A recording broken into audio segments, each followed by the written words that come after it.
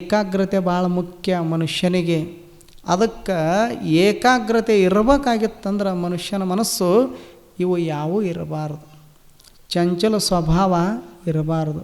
ಹಿಂಗಿರ್ತದಲ್ಲ ಮನುಷ್ಯನ ಮನಸ್ಸಿನ ಸ್ಥಿತಿ ಹೇಗಿರ್ತದಂದ್ರೆ, ಒಬ್ಬ ಇಂಥ ಮಠಕ್ಕೆ ಬಂದು ಬೇಡ್ಕೊಂಡ, ಬಾಳೆ ತೋಟ ಮಾಡಿದ್ದ, ಬಂದು ಬೇಡ್ಕೊಂಡ ಗುರುಗಳಿಗೆ ಬಂದು, ಗುರುಗಳೇ ಹೊಸದಾಗಿ ಒಂದು 10 ಎಕರೆ ಬಾಳೆ ತೋಟ ಮಾಡೀನಿ. ಆ 10 ಎಕರೆ ಬಾಳೆ ತೋಟ ಏನು ಮಾಡೀನಿಲ್ಲ, ಮೊದಲನೇ ಗೊನೆ ಬಂತು ಅಂದ್ರೆ ಮೊದಲನೇ ಫಲ ಅದನ್ನು ತೊಗೊಂಡು ಬಂದು ನಿಮಗೆ ಮುಟ್ಟಿಸಿ ಹೊಕ್ಕೀನಿ, ನೀವು ಆಶೀರ್ವಾದ ಮಾಡಿರಿ ಅಂತ ಬೇಡ್ಕೊಂಡ. ಗುರುಗಳು ತಥಾಸ್ತು ಆಗಲಿ, ನಿನ್ನ ಇಚ್ಛಾ ಪೂರೈಸಲಿ ಅಂತ ಹೇಳಿ ಕಳಿಸಿದರು.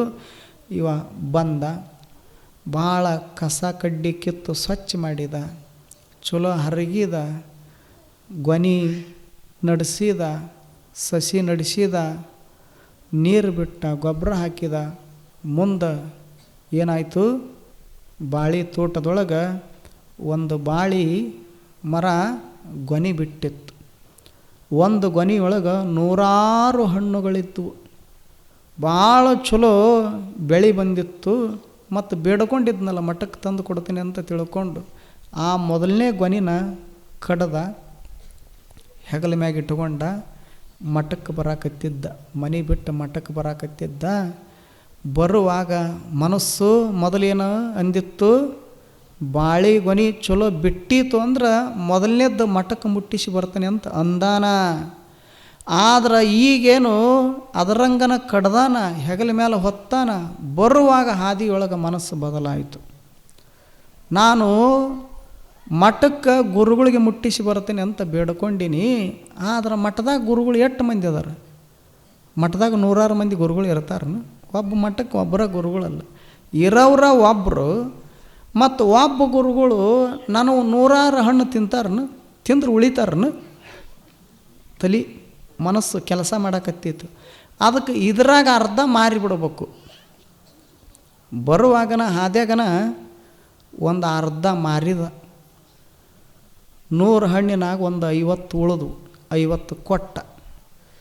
ಮತ್ತು ಮುಂದೊಂದು 10-20 ಹೆಜ್ಜೆ ಬಂದ, ಇನ್ನೂ 50 ಹಣ್ಣು ಅದಾವು. ಗುರುಗಳು ಇರೋರ ಒಬ್ಬರದಾರ, 50 ಹಣ್ಣು ತಿಂತಾರನು? ಮನಸ್ಸ ತಿಂತಾರನು? ತಿನ್ನೋದಿಲ್ಲ. ಇದ್ರಾಗ ಒಂದು ಅರ್ಧ ಮಾರಿದ್ರಾತು, ರೊಕ್ಕ ಬರ್ತಾವು, ಶ್ರೀಮಂತ ಅಕ್ಕಿನಿ ಅಂತ ತಿಳ್ಕೊಂಡು ಮತ್ತು ಅದ್ರಾಗ ಅರ್ಧ ಮಾರಿದ. ಹಿಂಗೆ ಅರ್ಧ ಮಾರ್ಕೋತ ಮಠಕ್ಕೆ ಬರಗೊಡ್ದ ನಾನು ಒಂದೇ ಉಳ್ದಿತ್ತು. ಗೊನೆ ಅಲ್ಲ, ಗೊನೆಯಾಗ ಒಂದು ಉಳ್ದೈತಿ. ಒಳಗೆ ಬಂದ. ಇವನಕ್ಕಿಂತ ಮೊದಲು ಭಕ್ತರು 1000 ಮಂದಿ ಬರ್ತಿದ್ರು ಗುರುಗಳಿಗೆ ಭೇಟಿ ಆಗಕ್ಕೆ. ಅವರು ಇವನಕ್ಕಿಂತ ಮೊದಲು ಬಂದವರು, ಅವರು ನಾನಾ ಥರದ ಹಣ್ಣು ತೊಗೊಂಡು ಬಂದು ಎಡಕ್ಕೆ ಬಲಕ್ಕೆ ಹಣ್ಣಿನ ರಾಶಿ ಬಿದ್ದೈತಿ ಗುರುಗಳು ಸಮೀಪದೊಳಗೆ. ಯಾವಾಗ ಒಳಗೆ ಒಂದು ಗೊನೆ ಅಲ್ಲೇ ಒಗದು ಒಂದೇ ಕಿಶೆದಾಗ ಇಟ್ಕೊಂಡು ಬಂದಿದ್ದ ಬಾಳೆಹಣ್ಣು. ಆವಾಗ ನೋಡಿದ ಗುರುಗಳು ಸುತ್ತಮುತ್ತ ಹಣ್ಣು ಇರೋದು. ಈ ಗುರುಗಳ ಆಜು ಬಾಜು ಏನು ಹಣ್ಣಿನ ರಾಶಿ ಬಿದ್ದೈತಲ್ಲ, ಈ ಹಣ್ಣಿನ ರಾಶಿ ಒಳಗೆ ನಾನು ಒಯ್ದ ಇದು ಒಂದು ಹಣ್ಣು ಇಟ್ಟೆ ಅಂದ್ರೆ ನಂದ ತಿಂತಾರೆ ಅನ್ನೋದು ಏನು ಗ್ಯಾರಂಟಿ? ಮನಸ್ಸ ನಂದ ತಿಂತಾರೆ ಅನ್ನೋದು ಹೆಂಗೆ ಖಾತ್ರಿ ಆಗೋದು? ಆಕಸ್ಮಿಕ ನಾ ಒಯ್ದು ಇಟ್ಟೆ, ಅವರು ನಂದು ಬಿಟ್ಟು ಬದ್ಲಿ ತಂದವರು ತಿಂದ್ರಂದ್ರೆ ಹಿಂಗೆ ವಿಚಾರ ಮಾಡಿದ್ನಲ್ಲವ. ಅದಕ್ಕೆ ಇದನ್ನ ಇಡೋದು ಬೇಡ. ಅಲ್ಲಿದ್ದ ಗೊನೆ ಹೊತ್ಕೊಂಡು ಬಂದಿದ್ನಲ್ಲ, ಹಸಿವಾಗಿತ್ತು, ಕಂಬದ ಮರಿಗೆ ನಿಂತು ಅದು ಒಂದು ಹಣ್ಣು ತಾನ ತಿಂದ ಮಠದ ನೀರು ಕುಡಿದು ಹೋದ. ಇದು ಏನಿದು? ಮತ್ತು ನೀವು ಹಿಂಗೆ ಮಾಡಿರಿ. ಇಲ್ಲಿ ನೀವೇನು ಹಂಗೆ ಮಾಡೋದಿಲ್ಲ. ನೀವು ಪ್ರಸಾದಕ್ಕೆ ಎತ್ತಿದ ಕೈ ಇದ್ದೀರಿ. ಇಲ್ಲಿ ನಿಮ್ಮೂರಿಗೆ ಬರ್ಬೇಕಾದ್ರಪ್ಪ ಅಂದ್ರೆ ಜೋಡಿ ಎಲ್ಬನಿಯವ್ರು ಬಂದ್ರೆ ಉಳಿತಾರವರು. ನಮ್ಮಂಥವ್ರು ಒಂಟಿ ಎಲ್ಬನಿಯವ್ರು ಆದ್ರಪ್ಪ ಅಂದ್ರೆ ಅಡ್ಮಿಂಟ. ಯಾಕೆ ಗಟ್ಟಿ ಬೇಕಿಲ್ಲಿ ಪ್ರಸಾದ ಮಾಡೋರು. ಇನ್ನೂ ಅಪ್ಪಗಳು ಬಂದಿಲ್ಲ ಅವರು.